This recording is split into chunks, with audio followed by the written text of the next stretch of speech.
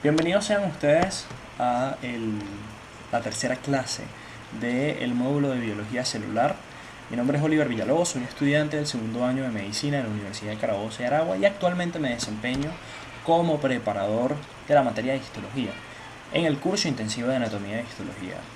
En esta ocasión vamos a hablar acerca del citoesqueleto e inclusiones citoplasmáticas, pero primero que nada vamos a dejar al descubierto cuál es el contenido programático de este video. Vamos a hablar primero que nada acerca de la definición del citoesqueleto, vamos a dejar al descubierto la función del citoesqueleto y vamos a hablar de manera detallada sobre cada uno de los elementos que conforman el citoesqueleto celular. Posteriormente a ello vamos a pasar a la parte de inclusiones citoplasmáticas, donde hablaremos de los depósitos de nutrientes y de los pigmentos exógenos y endógenos. Definamos primeramente qué es el citoesqueleto. Fíjense, tendríamos que dividir la palabra en dos segmentos. Tendríamos que hablar de cito, que hace referencia a célula, y esqueleto, que básicamente son todas aquellas estructuras internas que propician la forma y la rigidez propia de cada una de las células de nuestro organismo. Entonces, el citoesqueleto lo podríamos definir, utilizando palabras un poco más técnicas, como un reticulado de hilos proteicos que atraviesan todo el citoplasma y que le confieren rigidez, organización y forma a la célula, a todas las células del organismo. Además de ello, nosotros tenemos que acotar que cada uno de los elementos que constituyen el citoesqueleto celular presentan funciones especializadas, ¿okay? Y por ende, también podríamos agregar dentro de las funciones del citoesqueleto a la contribución con el desplazamiento de los componentes intracelulares y la ayuda a la movilidad de la célula como unidad estructural, ¿okay? Ahora, cuando hablamos de la clasificación del citoesqueleto tenemos que nombrar tres elementos principales que se van a encontrar en mayor o menor medida desarrollados en todas las células eucariotas. Primero vamos a hablar de los filamentos intermedios, son estos filamentos que observamos acá. Posteriormente hablamos sobre los microtúbulos y en una última instancia de los filamentos de actina o también denominados microfilamentos. Pero vamos a comenzar hablando acerca de los microtúbulos, ¿sí? Los microtúbulos los podríamos definir como estructuras cilíndricas propias del citoplasma celular, de las células eucariotas, que representan en este caso el elemento con mayor diámetro de todos los elementos del citoesqueleto celular. El mismo presenta un diámetro aproximado de 20 a 25 nanómetros. Y si observamos un corte transversal, vamos a poder darnos cuenta que esta es una estructura anular que presenta paredes de 5 nanómetros de espesor. Es decir, estas paredes esta pared propia del microtúbulo presenta un espesor aproximado de 5 nanómetros. Ahora, si nos ponemos a detallar la ultraestructura de un microtúbulo, vamos a tener que estos elementos se encuentran constituidos por 13 subunidades lineales. A subunidades lineales me estoy refiriendo a un elemento que se denomina protofilamento. Es decir, fíjense en este esquema cómo vamos a tener especie de unas varillas verticales, ¿okay? Esto vendría siendo la representación gráfica de un protofilamento. Y 13 de estas estructuras protofilamentosas son las que constituyen en este caso el microtúbulo. Cada una de ellas unida a al protofilamento que se encuentra al lado, ¿okay? Cada uno de estos protofilamentos se van a formar por una proteína especial que se denomina la tubulina, ¿sí? Ahora, si vamos a ser un poco más detallistas, tenemos que darnos cuenta que vamos a presentar dos estructuras químicas de naturaleza diferente, porque vamos a hablar de una alfa-tubulina y de una beta-tubulina que se van a encontrar polimerizadas, ¿okay?, entre ambas, es decir, se van a encontrar adheridas y van a formar entonces una sola unidad estructural que se le va a denominar heterodímero de tubulina, ¿sí? Estos heterodímeros de tubulina se van a polimerizar de extremo a extremo con otros heterodímeros de tubulina y van a terminar formando, en este caso, estos protofilamentos o estructuras verticales, ¿okay? Entonces, 13 de estos protofilamentos que presentan heterodímeros de alfa y beta tubulina van a encontrarse unidos y van a formar esta estructura cilíndrica denominado microtúbulo. Ahora, algo característico de estos microtúbulos es que son estructuras que se pueden encontrar de manera muy abundante en casi todas las células casi todas las células eucariotas. ¿Okay? Ahora bien, ¿en dónde o en qué región de las células se van a encontrar más desarrolladas? Eso ya va a depender del tipo de célula que estemos hablando.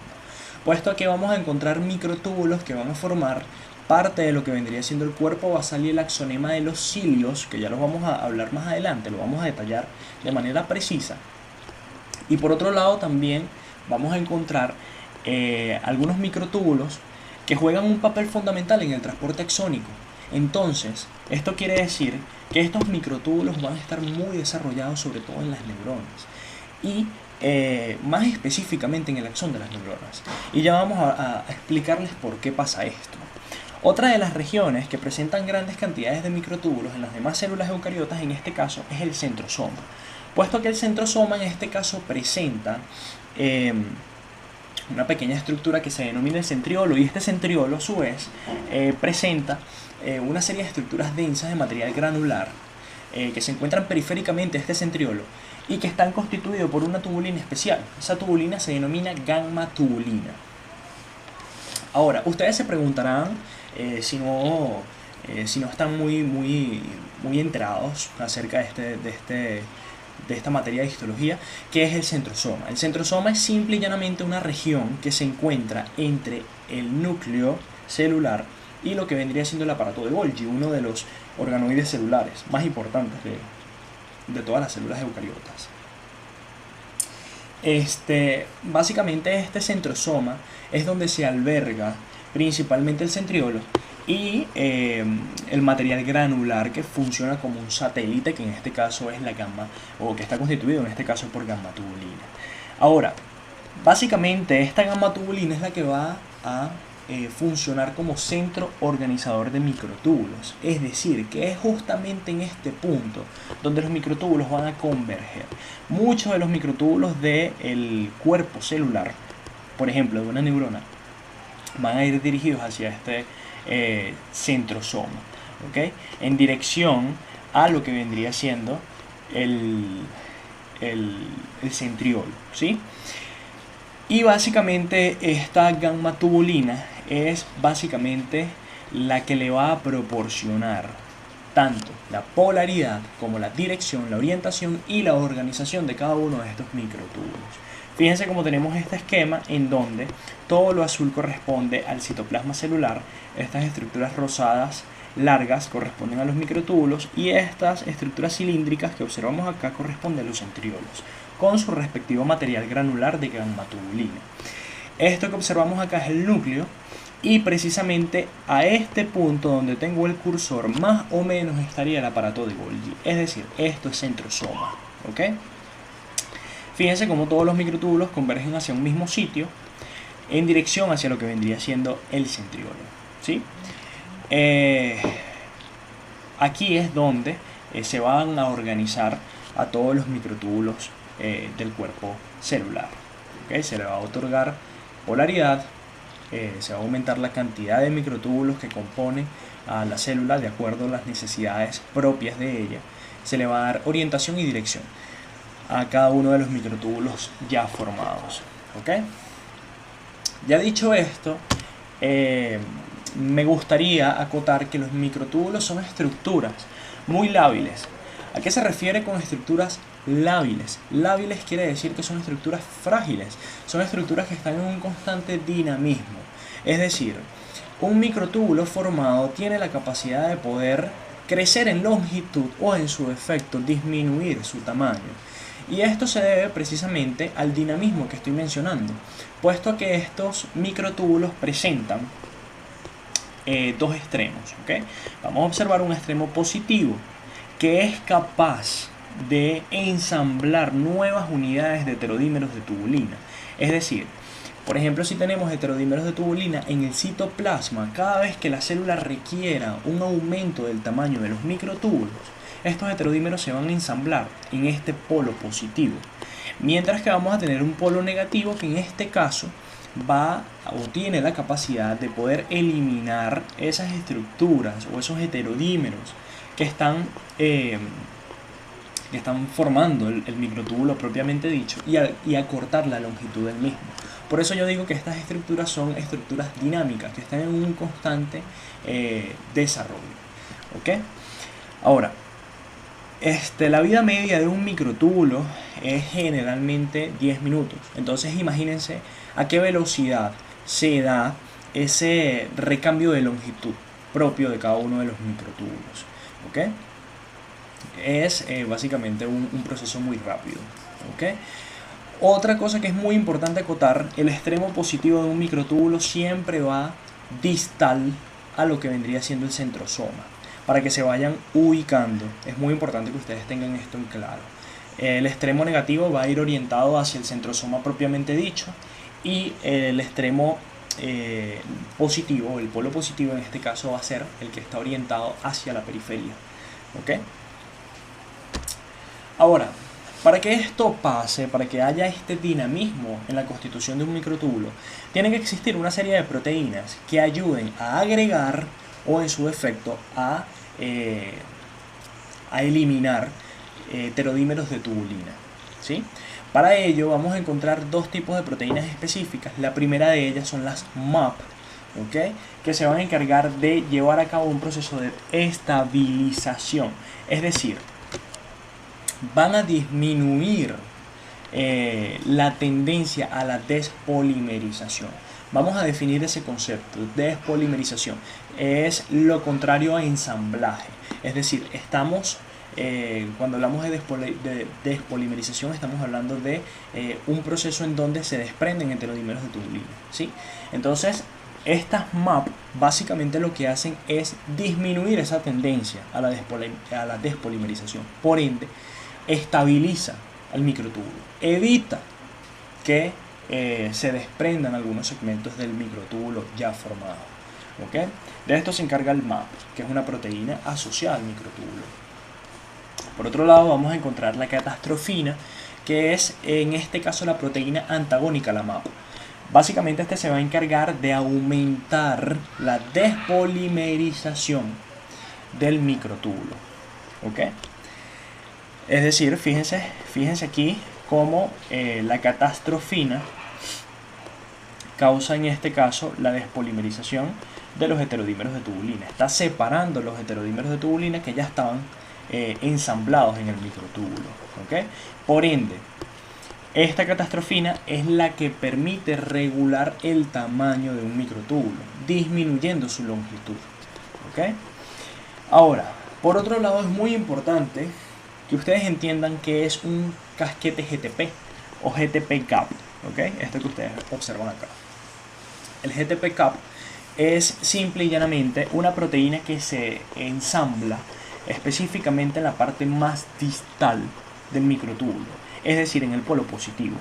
Y es precisamente este señor quien induce lo que vendría siendo el agregado de heterodímeros de tubulina, puesto que si este casquete GTP no existiera, no hubiera un ensamblaje de heterodímeros nuevos. ¿Okay? Entonces es muy importante que ustedes sepan esto que les estoy comentando. El casquete GTP induce el agregado de heterodímeros de tubulina para aumentar el tamaño del microtúbulo. El MAP básicamente estabiliza el microtúbulo para que no haya un proceso de despolimerización, es decir, un proceso de fragmentación del microtúbulo. Y la catastrofina es la que cinde o fragmenta, en este caso, al microtúbulo, arrancando cada uno de los heterodímeros que conforman un microtúbulo. ¿Okay? Y de esta manera cortamos más el microtúbulo. Ahora, además de esto, vamos a encontrar una serie de proteínas que se denominan las proteínas motoras, que tienen una función muy diferente a las proteínas asociadas a los microtúbulos que vimos anteriormente. Esas proteínas son las dineínas y las quinesinas. Estas proteínas son las que permiten lo que vendría siendo el movimiento bidireccional de moléculas en el interior de la célula. tanto de moléculas como de vesículas, entre otros elementos. Fíjense, por ponerles un ejemplo, imaginemos que el microtúbulo en este caso es un carril, ¿sí? Y las quinesinas y las dineínas, que son las proteínas que utilizo para movilizar sustancias de un punto a otro, son trenes. ¿Okay? Estos trenes necesitan de un carril para poder movilizarse de un punto a otro. ¿Okay? Ahora, la orientación del recorrido que van a llevar a cabo estas proteínas va a depender de la polaridad del microtúbulo. Como nosotros observamos acá, tenemos una parte que dice minus end o extremo negativo y tenemos un extremo positivo. De acuerdo a esta polaridad, las quinesinas y las dineínas van a dirigirse en direcciones opuestas. Por ejemplo, las quinesinas van a transportar sustancias desde el extremo negativo hacia el extremo positivo. Y las dineínas van a hacer exactamente todo lo contrario. Van a transportar elementos o sustancias desde un extremo positivo al extremo negativo. ¿Okay? Esto es lo que nosotros denominamos como transporte anterógrado y transporte retrógrado, en lo que se denomina transporte axónico. Esto es esencial, muchachos, sobre todo en las neuronas, ¿okay? Puesto que los axones van a presentar grandes cantidades de microtúbulos y precisamente estos van a funcionar como carril para el transporte bidireccional de elementos desde el soma neuronal o desde el cuerpo de la neurona hasta la parte más distal del axón y viceversa. Y precisamente esa movilización de sustancias se da por medio de estos microtúbulos o por medio de estos carriles a través de dichas proteínas motoras, las quinesinas y las dineínas. De esta manera, por ejemplo, una vesícula sináptica que se necesita para liberar un neurotransmisor en la parte más distal del axón se va a movilizar desde el soma neuronal, recordando que las vesículas sinápticas se forman en el aparato de Golgi. Estas mismas, o mejor dicho, las vesículas en donde van empaquetados los neurotransmisores se producen, en este caso, en lo que vendría siendo el aparato de Golgi. Y precisamente a través de estos carriles y de estos transportadores podemos pasar entonces dicha vesícula sináptica desde el soma o desde el cuerpo de la neurona hasta la terminación axónica, en donde se puede liberar un neurotransmisor. Ahora, hablemos un poco de manera detallada acerca de la ubicación de los microtúbulos. Como bien yo les había comentado, los microtúbulos se van a encontrar en prácticamente todas las células eucariotas, pero va a estar más desarrollado en ciertas células que en otras y en ciertos puntos en particular. Ahora, tanto los cuerpos basales como el axonema de los cilios va a estar compuesto por microtúbulos. ¿Okay? Ya lo vamos a ver más adelante. Por si no lo saben, los cilios son unas prolongaciones celulares que se encuentran en la porción más apical de algunas células y que básicamente tienen la función de movilizar sustancias. Un ejemplo de ello, si nosotros observamos el epitelio de la tráquea, este va a presentar una serie de prolongaciones celulares que miran hacia la luz del órgano. Esas prolongaciones celulares son los cilios y son las que permiten el movimiento del mucus o del moco a través de las vías respiratorias. Otro ejemplo de ello podría ser a nivel de las trompas de Falopio.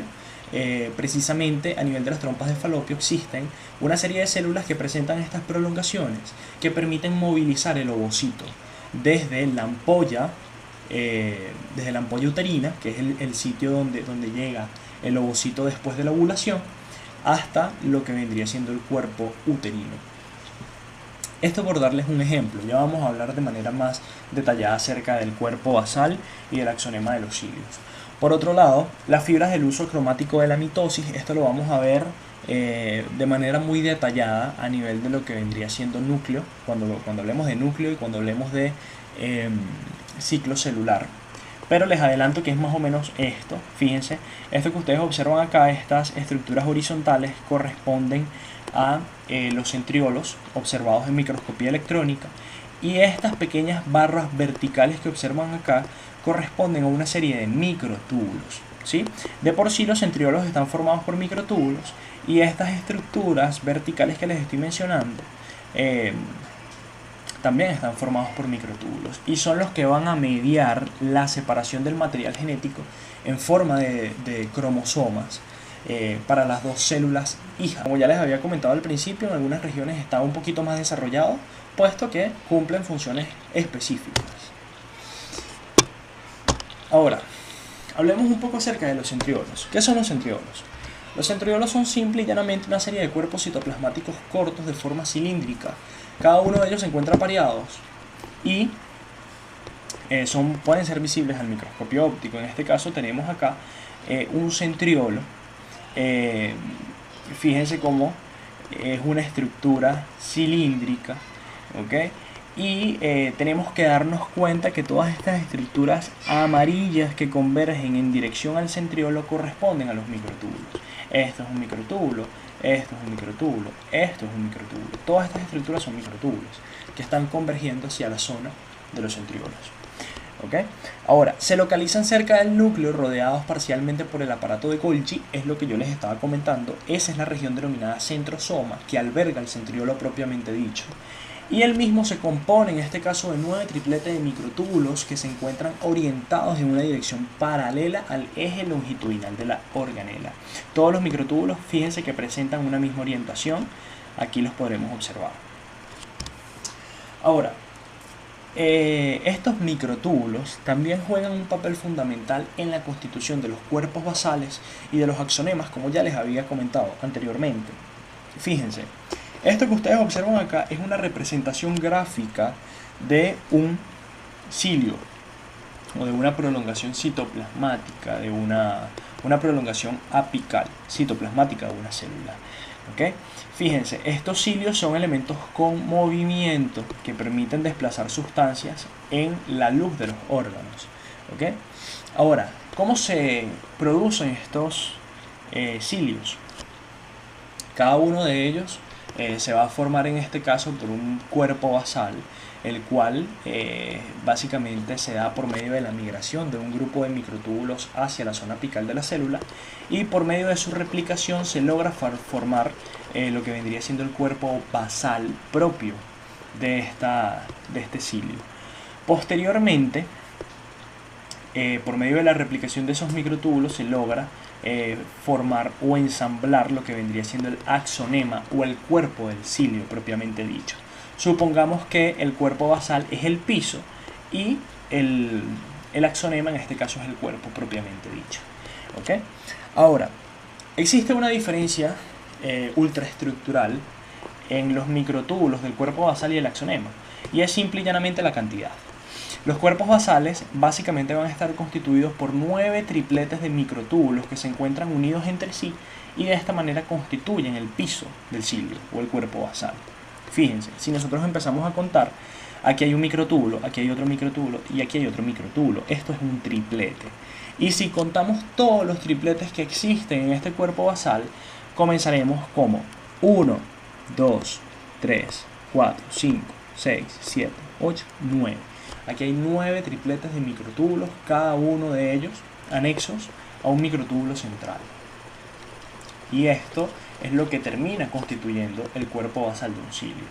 Ahora, el axonema presenta una constitución diferente, puesto que aquí hay 9 dobletes de microtúbulos. Aquí hacemos lo mismo, vamos a contar. Aquí hay un microtúbulo, aquí hay otro microtúbulo, esto es un doblete. Entonces, 1, 2, 3, 4, 5, 6, 7, 8, 9 dobletes de microtúbulo unido a un doblete central. ¿Ok? Fíjense esa diferencia muy importante, que esto es siempre pregunta de examen. Básicamente, ¿cuántos microtúbulos posee un axonema y un cuerpo basal? Porque existe esa diferencia ya mencionada. Además de esto, el axonema cuenta también con una proteína especial que se denominan los brazos de dineína. Y sí, son exactamente las proteínas motoras que yo había mencionado con anterioridad. En este caso, el brazo de dineína es el elemento que proporciona la movilidad de los cilios. Ok, ahora vamos a hablar de una manera resumida acerca de las funciones de un microtúbulo. ¿Okay? Aquí yo les resumí absolutamente todo todas las funciones de los microtúbulos. Y son las siguientes. La primera de ellas es mantener la forma celular al conferirle rigidez y estabilidad. Interviene en el transporte axónico. Recordemos que el microtúbulo es un carril, las quinesinas y las dineínas son trenes que presentan dos porciones o dos cabezas globulares, que ya se las voy a mostrar. Son exactamente estas cabecitas que observan acá, ¿ok? Dos cabezas globulares que son las que permiten movilizar la estructura completa de un lado a otro, y una cola que funciona como punto de recepción para una molécula propiamente dicha. Dicho esto, entonces ya sabemos que este interviene en el transporte axónico, es decir, en el transporte bidireccional de moléculas y de vesículas a nivel neuronal. Además de esto, también juega un papel fundamental en el desplazamiento de segmentos de organelas y otros componentes intracelulares, como los gránulos de secreción dentro de las células hacia sitios determinados, más de lo mismo que ya había comentado anteriormente, y el movimiento de los cromosomas durante la mitosis y la meiosis, que lo vamos a ver en la clase de núcleo y ciclo celular. Así como también el movimiento de los cilios y los flagelos, que ya los había comentado por medio de lo que vendría siendo las dineínas. Ok, ahora hablemos acerca de los filamentos intermedios. ¿Qué son estos famosos filamentos intermedios? O mejor dicho, ¿por qué se le denominan filamentos intermedios? Se le denominan filamentos intermedios puesto a que, en comparación, estos filamentos son intermedios, vale la redundancia, entre el diámetro de un filamento de actina y un filamento de miosina, puesto a que estos filamentos intermedios fueron encontrados por primera vez en una célula muscular. De igual manera, si nosotros hacemos la comparación entre filamentos de actina, microtúbulos y filamentos intermedios, los filamentos intermedios son exactamente intermedios, valga la redundancia, entre un microtúbulo que posee un diámetro de 25 nanómetros y un filamento de actina que posee un diámetro de 6 o 7 nanómetros, de acuerdo al autor que ustedes lean. En este caso, los filamentos intermedios presentan un diámetro aproximado de 8 a 10 nanómetros. Ahora, ustedes se preguntarán cómo se forma entonces este filamento intermedio y por qué. Si nosotros buscamos la función del filamento intermedio, te va a decir estos aportan tensión mecánica o rigidez mecánica. ¿Qué significa esto? Esto significa simple y llanamente que los filamentos intermedios van a estar muy desarrollados, sobre todo en aquellas células que estén expuestas a tracción constante. Un ejemplo de ellos, fibras musculares. Otro ejemplo de ellos, las células epiteliales, sobre todo las células de la epidermis o de los estratos más superficiales de la epidermis. ¿Okay? Son células que pueden estar en una constante recepción de tracción, constantemente, todos los días. ¿Okay? Y por eso es bastante numeroso en este tipo de células con grandes acciones mecánicas. Ahora, la función principal es la de dar sostén y estructura general y conferir fuerza mecánica. Ahora, ustedes se preguntarán por qué los filamentos intermedios en este caso podría ser uno de los elementos más fuertes de todo el citoesqueleto. Y esto se debe a que su composición es muy diferente a los otros elementos del citoesqueleto. Fíjense lo siguiente. Si nosotros observamos este esquema, podríamos darnos cuenta que los filamentos intermedios están constituidos por proteínas en forma de bandas o proteínas lineales, ¿okay? Pero si observamos un microtúbulo, sabemos que el microtúbulo se compone por una serie de protofilamentos, y estos protofilamentos están constituidos por elementos globulares, que son los heterodímeros de tubulina. De igual manera, las subunidades de los filamentos de actina, vamos a encontrar la actina G, que son monómeros globulares de actina. Fíjense que son estructuras proteicas redondeadas. Entonces, evidentemente no va a ser la misma fuerza que puede propiciar un filamento intermedio a la fuerza que puede propiciar un filamento de actina. Y es por esto que los filamentos intermedios son uno de los elementos más importantes y son uno de los elementos que le confieren mayor fuerza al citoesqueleto celular. Ahora, ¿cómo se conforma a nivel molecular un filamento intermedio? El filamento intermedio va a depender en este caso de una proteína como ya les había comentado, un polipéptido en este caso de trayecto lineal, este mismo va a relacionarse con otra estructura de la misma característica, ¿ok? Y van a formar entonces un dímero, ¿sí? Fíjense estos nombres. Monómero hace referencia a un solo polipéptido. Dímero hace referencia a dos polipéptidos que se van a encontrar paralelos entre sí y posteriormente van a enroscarse unos con otros hasta formar una hélice, ¿ok? Ahora, dos dímeros unidos van a formar un tetrámero. Fíjense cómo el dímero número 1, este que tenemos acá, se encuentra en una posición y el dímero número 2, que es este, se encuentra un poco más adelante, ¿ok? Esto es necesario para que se pueda formar el tetrámero. Y varios tetrámeros unidos son los que van a constituir posteriormente un protofilamento. Ahora, 8 protofilamentos de estos son los que van a constituir mi filamento intermedio, ¿ok? Fíjense, aquí lo tenemos muy bien en el esquema. Fíjense todos los tetrámeros que se formaron, ¿ok? Y cada uno de ellos van a terminar constituyendo entonces este protofilamento de 10 nanómetros de diámetro. Ahora, cuando se aislaron los distintos tipos de células y se caracterizaron sus péptidos, se descubrió que los filamentos intermedios no están formados por una proteína única, sino que es una familia de filamentos estructurales parecidos, pero químicamente diferentes, formados por unidades de distinto peso molecular. Es decir, que un filamento intermedio va a estar constituido, en este caso, por varios tipos de proteínas diferentes, ¿ok?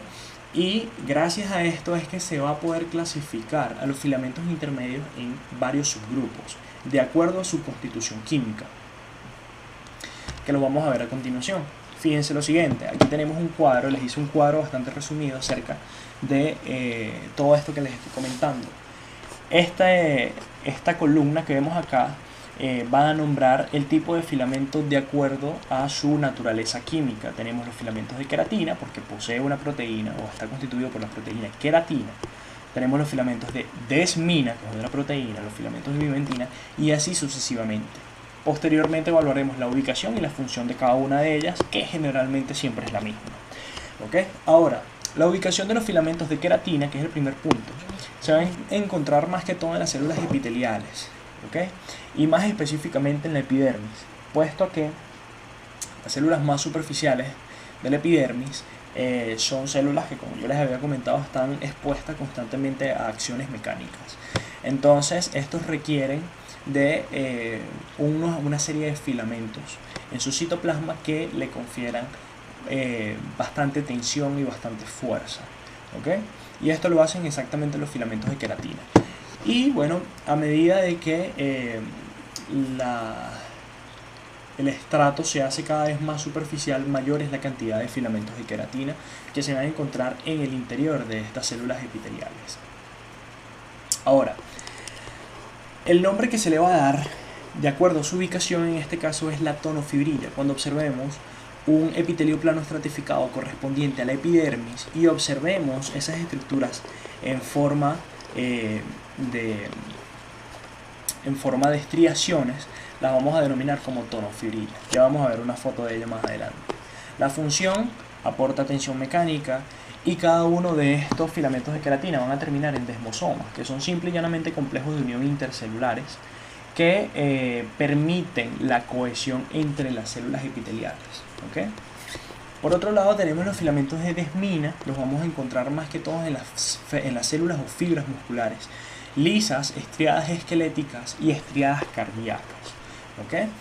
Ahora, los filamentos de desmina en este caso cumplen una función especial debido a que estas van a servir como filamentos de inserción para los filamentos de miosina, que son prácticamente la vida de una fibra muscular, ¿ok? Este filamento de miosina es el que va a permitir la contracción muscular junto a los filamentos de actina, pero eso ya es un mecanismo que vamos a ver en músculo estriado esquelético y en músculo liso. Ya lo vamos a ver en cualquier momento. Posteriormente tenemos los filamentos de vimentina. Los filamentos de vimentina se van a encontrar en los fibroblastos de tejido conjuntivo, ¿ok? Y otros tipos celulares de origen mesenquimático, ¿ok? ¿Por qué el tejido conjuntivo? Puesto que el tejido conjuntivo generalmente constituye gran parte de todos los tejidos que conforman a nuestro cuerpo y que constantemente están sometidos a grandes acciones mecánicas, ¿okay? Entonces estos fibroblastos, que son las células más abundantes del tejido conjuntivo, presentan filamentos de vimentina. Y bueno, la función de estas mismas es propiciar un sostén mecánico a estas células. Y por otro lado, si no conocen este concepto, que es mesenquimático, básicamente esa palabra significa células de origen embrionario. Todas las células de origen embrionario son células mesenquimáticas. Ahora, hablemos acerca de los neurofilamentos. Los neurofilamentos los vamos a encontrar en las neuronas, como su nombre lo indica, específicamente en el soma. Soma hace referencia al cuerpo de la neurona propiamente dicho.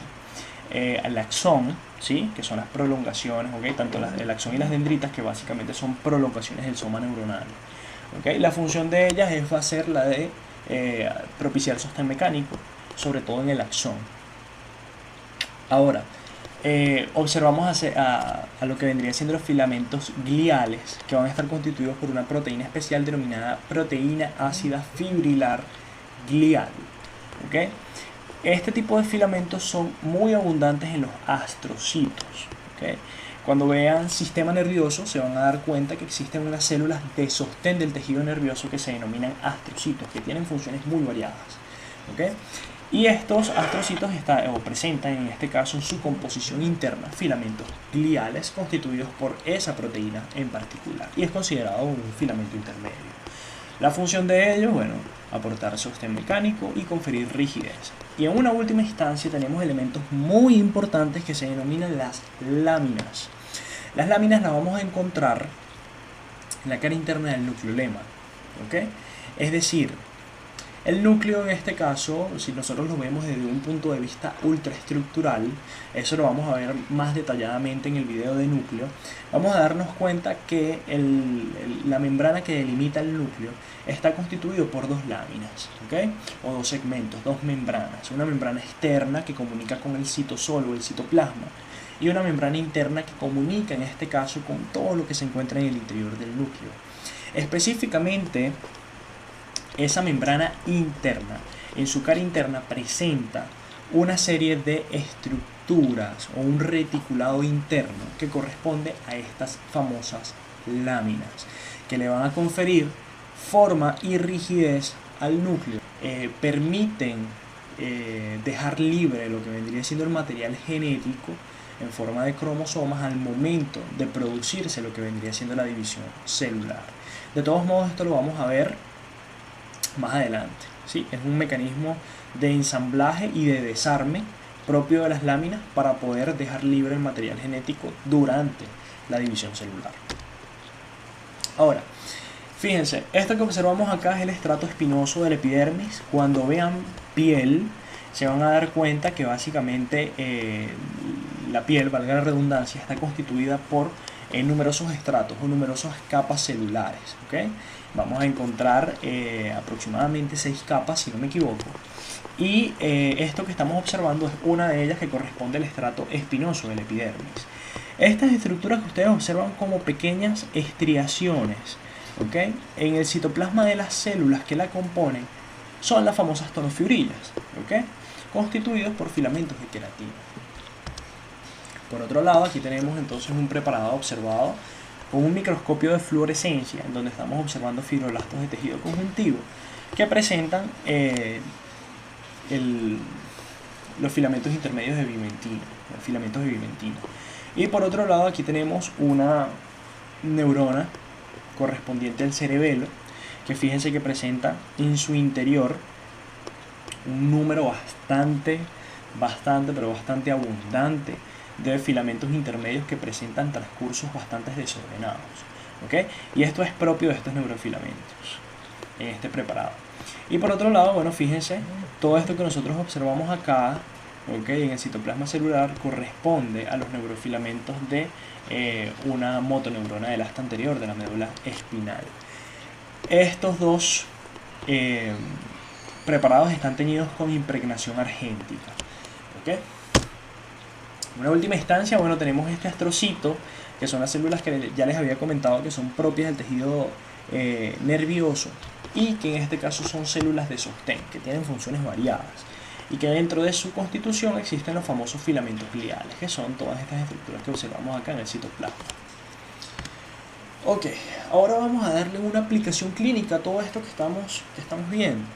Okay, es muy interesante y es muy importante que el estudiante aprenda a estudiar desde el ámbito clínico, puesto a que los temas no se hacen tan aburridos y se entiende por qué es importante estudiar temas como estos. Fíjense, a nuestra mano izquierda vamos a presentar en este caso un niño que presenta una alteración pediátrica. En este caso, esa alteración se denomina progeria, ¿sí? La progeria es simple y llanamente una mutación del gen LMNA que va a codificar las láminas, ¿okay?, que van a aportarle la rigidez y la forma al núcleo celular. Esto es un núcleo celular. Cuando se produce la mutación de este gen, básicamente la forma del núcleo va a ser esta. Es decir, esto es en casos normales y esto es en casos patológicos, cuando existe la progeria, ¿sí? En donde hay una malformación de las láminas nucleares. ¿Okay? Esta enfermedad se caracteriza simple y llanamente porque estos niños generalmente envejecen más rápido de lo común. La vida media de estos niños generalmente oscila entre 12 y 15 años. Posteriormente a eso el niño muere. Y además de esto, son niños que se caracterizan porque presentan o su dentadura aparece de manera tardía, presentan micrognatia, que vendría siendo un mentón bastante retraído, bastante pequeño. Estos niños, además de la micrognatia, presentan también macrocefalia, es decir, que presentan una cabeza bastante grande, presentan fontanelas bastante grandes también, y bueno, pueden presentar algunos cambios físicos del envejecimiento, como por ejemplo piel arrugada, calvicie, pueden presentar también baja estatura, entre otras características de esta enfermedad. Y a nuestra mano derecha tenemos una foto. Para los amantes de las películas, sabemos que esta película habla sobre la vida de Stephen Hawking, y bueno, el actor le tocó interpretar al protagonista. ¿Okay? Esta enfermedad que presentaba Stephen Hawking, o que se deja evidenciar en su biografía y en su película, es la denominada esclerosis lateral amiotrófica. Esta esclerosis lateral amiotrófica también es un trastorno de la producción de filamentos intermedios, en donde hay una acumulación anormal de neurofilamentos en el soma neuronal y en los axones, sobre todo de las neuronas que componen la vía corticoespinal, donde estos pacientes, bueno, básicamente presentan debilitamiento muscular, espasmos o fasciculaciones, presentan incapacidad para mover los brazos, las piernas y otras partes del cuerpo, ¿okay? Que era la enfermedad que tenía Stephen Hawking. Ok, ahora hablemos acerca de lo que vendría siendo los filamentos de actina, también denominados microfilamentos. Los filamentos de actina en este caso básicamente se van a encontrar en todos los tipos de células y representan al menos el 10% de todas las proteínas intracelulares de las células no musculares. El diámetro de ellos es básicamente el diámetro más pequeño de todos los elementos del citoesqueleto. Aproximadamente presentan entre 6 o 7 nanómetros y la longitud de los mismos es bastante variable. ¿Okay? Anteriormente se les denominaba como microfilamentos, ahora llevan el nombre de actina o filamentos de actina, dado que solamente se pueden detectar mediante la utilización de anticuerpos en un procedimiento de inmunistoquímica contra la proteína actina. Ahora, cada uno de estos filamentos de actina se van a componer de monómeros globulares o proteínas globulares que se denominan actina G. Cada uno de estos monómeros globulares se van a polimerizar de extremo a extremo para formar dos cadenas, ¿okay?, que se denominan cadenas de actina F, ¿sí? Cada una de estas cadenas de actina F se van a agrupar en pares y posteriormente van a enroscarse unos con otros para poder formar una hélice, como lo observamos en esta foto. ¿Okay? Y de esta manera se va a constituir entonces lo que vendría siendo la base del filamento de actina. Ahora, las células en este caso van a presentar necesidades bastante diferentes. ¿Okay? En algunos casos una célula va a necesitar de filamentos de actina bastante largos y en otros casos vamos a necesitar entonces filamentos de actina con una longitud bastante menor. Entonces esto es muy importante debido a que los filamentos de actina tienen la capacidad de graduar la longitud de los mismos, ¿okay? Por medio de la utilización de una serie de proteínas que ya vamos a ver más adelante. De igual manera, usando el mismo principio de los microtúbulos, vamos a presentar dos extremos. Un extremo en donde se va a agregar los monómeros globulares de actina G para poder producir el aumento de la longitud de los mismos, y otro extremo en donde se degrada el filamento de manera secuencial, eliminando los monómeros globulares de actina G. Ahora, las proteínas fijadoras de actina tienen funciones bastante diversas. Las proteínas fijadoras de actina pueden actuar en la polimerización de las moléculas de actina G a actina F, pueden actuar sobre el acoplamiento de los filamentos de actina, pueden actuar como proteínas motoras y pueden actuar como proteínas reguladoras. Hablemos primeramente de la profilina, la brevina, la fragmina y la gelsolina, que son las 4 proteínas que actúan sobre la polimerización. La primera de ellas es la profilina. La profilina es simple y llanamente una proteína que lo que va a hacer es unirse a un monómero globular de actina G y va a impedir que éste se polimerice en el extremo positivo del filamento de actina ya formado. ¿Okay? La brevina, por otro lado, básicamente lo que va a hacer es unirse al extremo positivo del filamento de actina ya existente y va a impedir la polimerización de los monómeros globulares de actina G que vayan llegando al filamento de actina. Y en última instancia la fragmina y la gelsolina, que van a actuar básicamente como proteínas que, uniéndose a monómeros aislados de actina G en el filamento de actina propiamente dicho, ¿okay? Pueden escindir o pueden fragmentar el filamento de actina en trozos más pequeños y de esta manera pueden entonces regular el tamaño del filamento de actina. Aquí tengo unas fotos de más o menos cómo vendría siendo el funcionamiento. Acá, esto que ustedes observan acá vendría siendo la gelsolina, ¿okay? Fíjense cómo se une a un monómero aislado de actina G, fragmenta o escinde el filamento de actina en 2 trozos diferentes. Por otro lado tenemos acá lo que vendría siendo la profilina. La profilina se une a un monómero de actina G e impide su polimerización en el extremo positivo. Posteriormente tenemos la brevina, que básicamente la función va a ser unirse a alguno de estos monómeros globulares de actina G en el extremo positivo ya formado y va a impedir entonces que estos pequeños monómeros globulares se unan al extremo ya formado del filamento de actina. ¿Okay? Las proteínas fijadoras que actúan sobre el acoplamiento son la espectrina, la fodrina y la filamina, y cada una de ellas comparten una misma función, que es la de establecer enlaces cruzados entre los microfilamentos o filamentos de actina sin formar fascículos. Ellos van a originar una serie de estructuras reticulares, unas redes, que de acuerdo a qué tan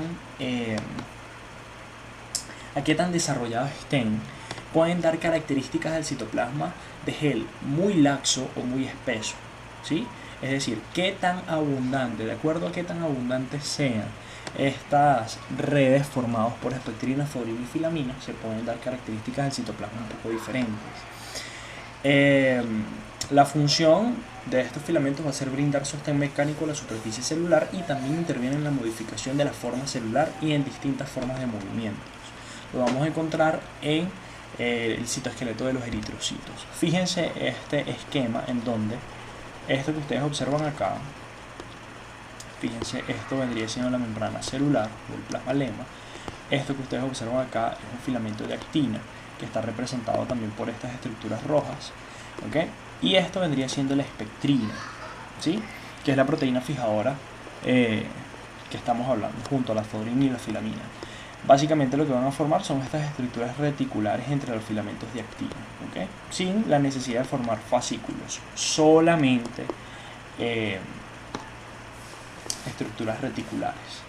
Y de acuerdo a qué tan desarrollados se encuentren estas estructuras reticulares, podemos darle entonces una característica diferente al citoplasma, algo más espeso o algo más laxo. Por otro lado tenemos las proteínas fijadoras que actúan sobre el acoplamiento. Estas son la vigina y la fimbrina, que comparten la misma función, y la vinculina y la alfa-actinina.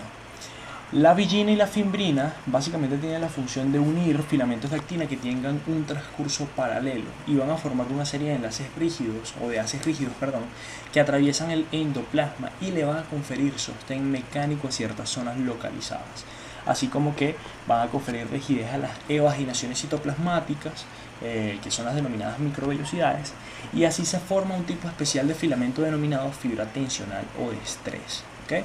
Fíjense, acá tenemos una representación gráfica. Esto que ustedes observan acá vendría siendo la fimbrina, y esto que ustedes observan acá es la vigina. Fíjense cómo ellos comparten una misma característica, y es que van a unir a todos aquellos filamentos de actina que tengan un transcurso paralelo, ¿sí? Las unen, ¿ok?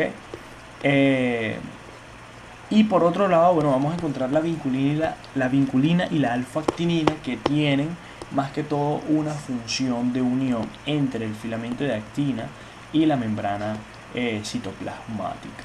De esta manera entonces mediamos lo que vendría siendo la forma celular de la célula y de las microvellosidades. También tenemos lo que vendrían siendo las proteínas motoras y las proteínas reguladoras. Las proteínas motoras son la famosa miosina 1 y la miosina 2. La miosina 1 es la responsable de la función motora en células no musculares como los enterocitos, los melanocitos y las células renales. Y por otro lado tenemos la miosina 2, que es la responsable de la función motora en células musculares a través de la hidrólisis de ATP. Esta miosina es muy importante, sobre todo cuando vean tejido muscular se darán cuenta que el filamento de miosina es algo muy importante, puesto que esta es prácticamente la vida de una fibra muscular. Existe una acción en conjunto entre lo que vendría siendo la miosina de una fibra muscular y lo que vendría siendo el filamento de actina, que también se encuentra dentro del citoesqueleto de una fibra muscular. Y por medio de la generación de una serie de enlaces de tracción y de interrupción de la comunicación entre la miosina y el filamento de actina, se logra cortar longitudinalmente a la fibra muscular durante los procesos de contracción. Esta miosina presenta una serie de cabezas, que son cabezas de miosina, que por medio de la utilización del ATP pueden entonces traccionar de manera secuencial al filamento de actina para que éste se desplace por encima de él y se logra cortar el tamaño de la fibra muscular. Por otro lado tenemos la tropomodulina, que es una proteína reguladora. Esta regula la elongación y la despolimerización de los microfilamentos por bloqueo del extremo libre del polímero. Ahora hablemos acerca de las inclusiones citoplasmáticas. Nosotros vamos a definir a las inclusiones citoplasmáticas simple y llanamente como aquellos elementos o componentes celulares no indispensables, no vitales para el funcionamiento de la célula. Estos mismos pueden ser sintetizados por la célula o pueden ser captados del medio externo, ¿ok? Y algo bastante característico de esto es que algunos de estos elementos pueden permanecer en la célula por un tiempo limitado, ¿okay? Por un tiempo limitado, o algunos incluso pueden acrecentar su concentración mediante el paso del tiempo, ¿sí? Las inclusiones citoplasmáticas las vamos a dividir en dos tipos, o dos grandes grupos de elementos engloban a las inclusiones citoplasmáticas. Estos son los depósitos de nutrientes y los pigmentos endógenos y exógenos. Primero que nada vamos a hablar acerca de lo que son los hidratos de carbono, ¿sí? Los hidratos de carbono básicamente es una forma de almacenamiento del glucógeno en el organismo. Y algo característico de esto es que precisamente de eso se trata, lo que vendría siendo los depósitos de nutrientes, puesto a que es simple y llanamente como especie de una reserva de nutrientes que nosotros necesitamos albergar con el paso del tiempo para utilizar como última opción en casos de inanición completa, es decir, en casos en donde tengamos un paciente que presenta una concentración bastante baja de nutrientes en su organismo.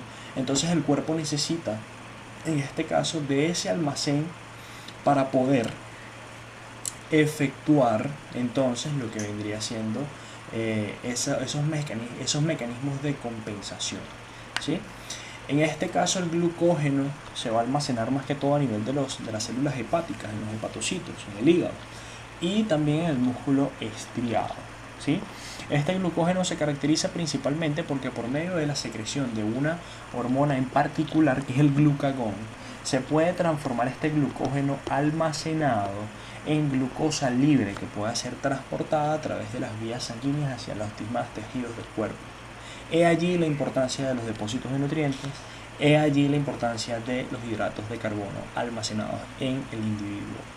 Si nosotros observamos estos hidratos de carbono en microscopía óptica mediante la utilización de hematoxilina y eosina, vamos a poder observar pequeños espacios irregulares de apariencia vacíos dentro del citoplasma. Y esto se debe precisamente porque cuando nosotros llevamos a cabo lo que vendrían siendo los mecanismos de preparación de los tejidos, nosotros vamos a utilizar ciertos elementos que van a borrar, o mejor dicho, que van a extraer esos elementos almacenados en esos espacios irregulares, que en este caso es el glucógeno. Ahora, para tú poder observar un hidrato de carbono en un preparado, necesitas teñir el tejido con otros métodos de tinción, como el ácido periódico de Schiff, el método de Carmin-de-Best, que van a teñir los hidratos de carbono de color rojo, o en su efecto utilizar un microscopio electrónico que te permita observar este glucógeno almacenado en forma de gránulos negros, como podemos observar acá. Estos montoncitos de granulaciones negras corresponden al almacenamiento de hidratos de carbono en el interior de la célula. Los lípidos se caracterizan principalmente porque forman parte también de lo que vendría siendo las reservas propias del organismo. Los mismos se almacenan en forma de trigliceroles y los vamos a encontrar, por ejemplo, en los adipocitos y en las células productoras de hormonas, puesto que los lípidos es uno de los elementos principales que se utilizan para la producción de algunas de esas hormonas. En los cortes histológicos habituales, la gota de lípido en este caso se va a extraer mediante su preparación por acción de los solventes. Acuérdense que nosotros cuando estamos preparando un tejido necesitamos llevar a cabo diversas técnicas, ¿okay? Entre ellas la utilización de algunos solventes pueden arrastrar la gota de lípido, y básicamente lo que se va a distinguir al microscopio óptico en este caso vendría siendo una serie de agujeros redondos vacíos. En este caso no pasa, puesto a que estamos observando una gota de lípido en microscopía electrónica. Fíjense cómo tenemos esta gota de lípido muy bien delimitada, que presenta en su interior el lípido almacenado, ¿okay? Por otro lado, bueno, podríamos utilizar también un colorante de Sudán que va a teñir en este caso los trigliceroles o los lípidos de color rojo, ¿okay? Es una de las alternativas que podemos tener para poder observar esos lípidos. Ahora, si nosotros utilizamos hematoxilina y eosina, ya la cosa cambia, puesto que, como les había comentado, los solventes arrastran la gota de lípido y simple y llanamente se ve un agujero redondo, vacío, sin nada dentro. Posteriormente hablemos acerca de los pigmentos. Existen dos tipos de pigmentos fundamentales de acuerdo a cómo obtengamos estos elementos. Los pigmentos los podemos definir simple y llanamente como sustancias que aportan color a un material, en este caso un tejido, y estos pigmentos se dividen en exógenos o en endógenos. Los exógenos en este caso básicamente son aquellos pigmentos que obtenemos del medio externo. Un ejemplo de los pigmentos exógenos podrían ser los carotenos, los cuales los vamos a obtener mediante la alimentación. Estos derivan de manera específica de la zanahoria y del tomate, y la coloración de estos pigmentos exógenos es de amarillo o en su defecto presentan una coloración rojiza. En el caso del tomate presentan una coloración más rojiza que en el caso de las zanahorias. Y todos estos carotenos se almacenan a nivel del tejido celular subcutáneo, a nivel de lo que vendría siendo los adipocitos de la hipodermis. Y parte de esos carotenos logran penetrar hacia las capas suprayacentes de la piel y le otorgan entonces esa tonalidad amarillenta a la piel. ¿Okay? Por otro lado tenemos el polvo de carbón, que se produce, o en este caso, mejor dicho, se obtiene mediante la respiración. Como bien sabemos, el medio externo es algo que está bastante contaminado. El aire que respiramos constantemente es un aire que viene cargado con diversos tipos de partículas, en este caso con dicho polvo de carbón. Este polvo de carbón se puede almacenar en parte del parénquima pulmonar, más específicamente en los macrófagos pulmonares y en los macrófagos de los ganglios linfáticos. ¿Okay? Por otro lado, podríamos hablar acerca de los pigmentos endógenos. Los pigmentos endógenos en este caso hacen referencia a todas aquellas sustancias que proporcionan coloración a los tejidos, pero que produce el mismo organismo. Un ejemplo de ello, bueno, podría ser la melanina. La melanina es un pigmento pardo de la piel, del pelo, del cuerpo ciliar y del iris del ojo. A su vez también involucra también lo que vendría siendo la coloración de las leptomeninges y de la sustancia negra del cerebro. Básicamente esta melanina o este pigmento deriva de unas células denominadas los melanocitos, los cuales se originan de la cresta neural del embrión. Como bien sabemos, cuando vean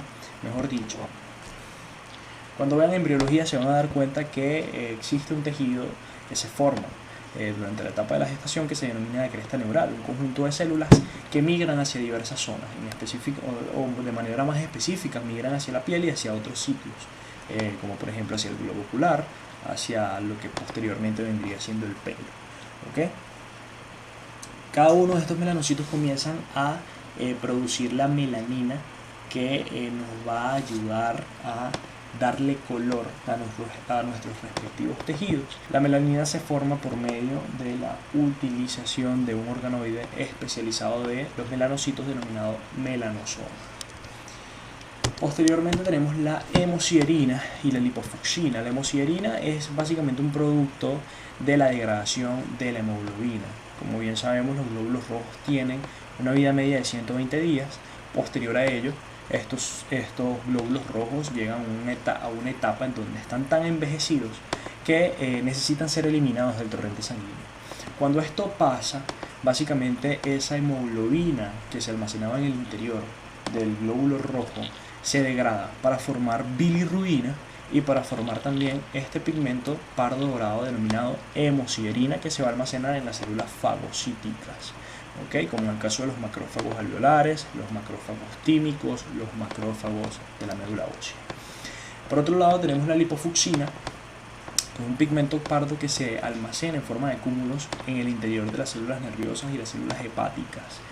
Y esto deriva en este caso de un producto terminal de la actividad lisosómica. Y cabe destacar que estas células no son capaces de liberar este producto terminal de la actividad lisosómica por medio de exocitosis, por lo que comienza a acumularse de manera progresiva en el citoplasma celular bajo la forma de cuerpos residuales, los cuales aumentan con la edad. Y aquí tenemos la foto, fíjense, este es el núcleo de la célula y todo lo adyacente a lo mismo, ¿okay? A la misma es el citoplasma, que presenta grandes cantidades de lipofucina. Esta es la bibliografía que utilicé para poder traerles esta ponencia. De verdad que este libro en lo particular a mí me gusta bastante, es bastante completo y es un libro al cual hay que sacarle muchísimo provecho. Por otro lado, aquí están nuestras redes sociales para que puedan comunicarse con nosotros. Pueden dejarnos un email de manera directa a través de preparadoresih@gmail.com, o en su defecto escribirnos directamente al DM a través de CH_BE y mi Instagram personal, que en este caso es OliverJBC. Hasta luego, muchachos, espero que hayan disfrutado de esta ponencia.